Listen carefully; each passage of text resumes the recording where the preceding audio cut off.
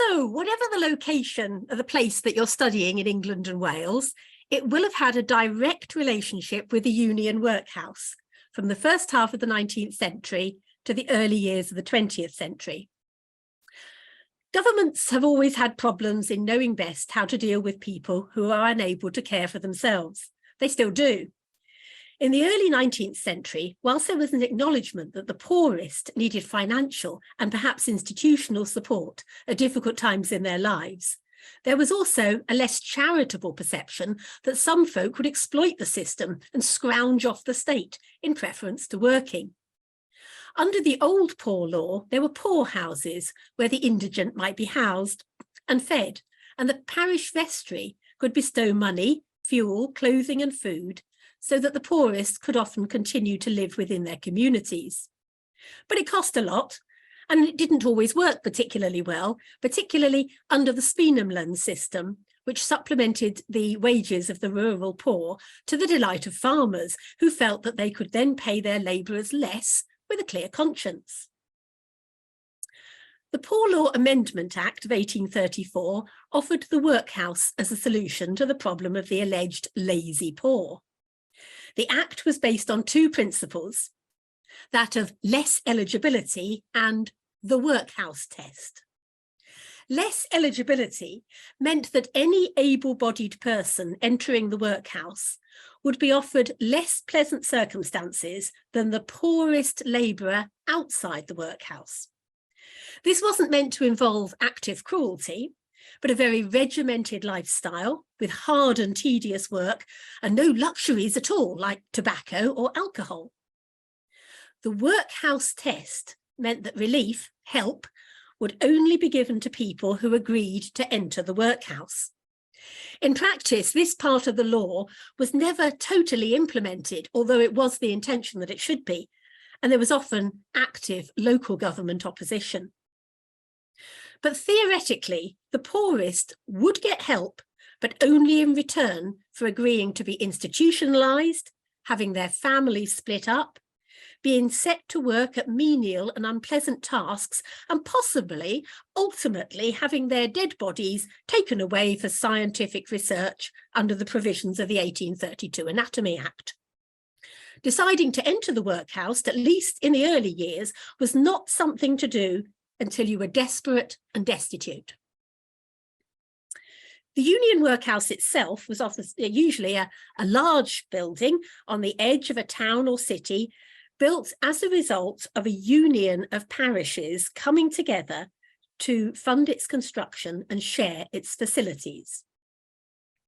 So every inhabitant of every little village or hamlet as part of a parish would know that the workhouse might be their fate if they hadn't got the money to pay the rent or the strength to work for their keep.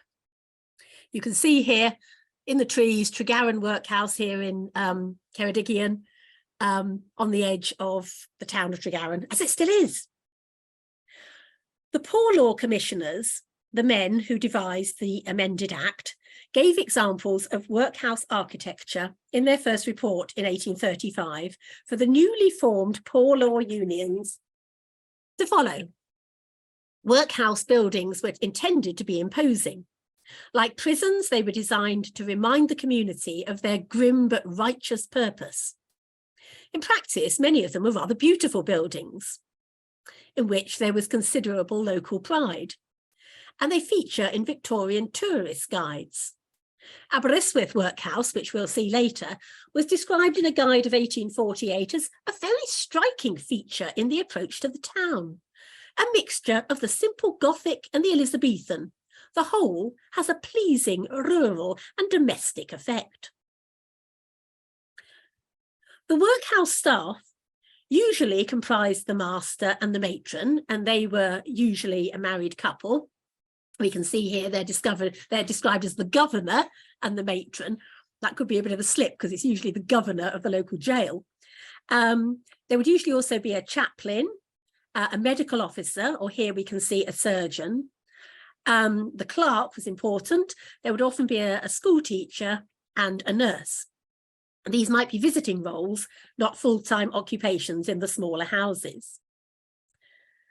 Larger establishments might have many other employees, including cooks and bakers, laundry supervisors and outdoor supervisors. In smaller houses, the inmates themselves did the cooking, the cleaning, the laundry, and outdoor jobs like growing vegetables and feeding the workhouse pigs. Some paupers brought their former professional skills into use, such as the barber who cut the hair of all the people in the Cardigan workhouse during his stay. The staff at the workhouse managed the building and its inmates on a day-to-day basis, but the decisions behind their actions were controlled by the Board of Guardians. The board was composed of elected representatives from each parish in the union, plus local magistrates acting as ex officio guardians. The board met on a regular basis to discuss the way in which the workhouse was being run, to offer recommendations, to discuss future plans, and to approve the finances. There was also the clerk, who was the administrative link between the workhouse and the Board of Guardians, and the visiting committee of men and women who visited the workhouse regularly to make sure that all was running smoothly and to listen to any complaints from the inmates. The Board of Guardians reported originally to the Poor Law Commissioners based in London. The Poor Law Commissioners, excuse me, were replaced in 1847 by the Poor Law Board, and this in turn was replaced by the Local Government Board in 1871, and thereafter the Ministry of Health in 1919. That all sounds really boring, but if you're doing the research and you're visiting the National Archives, those facts will be very important for where you search for the records. The workhouse was open to anyone in desperate need who was unable to support themselves. This included the aged, the infirm, and people abandoned by their families, including unmarried pregnant women. The potential inmate would go to the workhouse and be interviewed prior to admission. A final decision on admission was made at the Board of Guardians' regular meeting. On entering the workhouse, the applicant would be examined, they would be bathed, sometimes forcibly, and dressed in the workhouse uniform. Their own clothes and their possessions, if they had any, would be stored. Men and women and boys and girls were all housed separately. So a family entering the workhouse would be split up. And you can see, I hope, in the illustration here, how all the women were on one side of the building, the men were on the other side of the building, the children too were separated out into boys and girls. And here, this is a first floor plan. We've got the master and matron's bedroom. They should have been the only two people of different sexes who were allowed to be in the same bed. So the subject of George Robert Sims's sentimental and angry poem, and I'm sure we all know a bit of this, It Was Christmas Day in the Workhouse, actually represents the heartbreaking prospect of an elderly couple being separated. In fact, elderly couples were sometimes allowed to stay in the same space, but if one of them was unwell, as in this poem, then they would definitely have been separated. Unless one was too infirm, one would be put to work in the workhouse. But in practice, many of the inmates were incapable of work because of age or infirmity, and thus the workhouse always, nearly always, failed to live up to its name. Children could receive tuition in the workhouse, but in later years, they'd probably be sent out to nearby schools, where they might suffer the humiliation of being identified as workhouse children.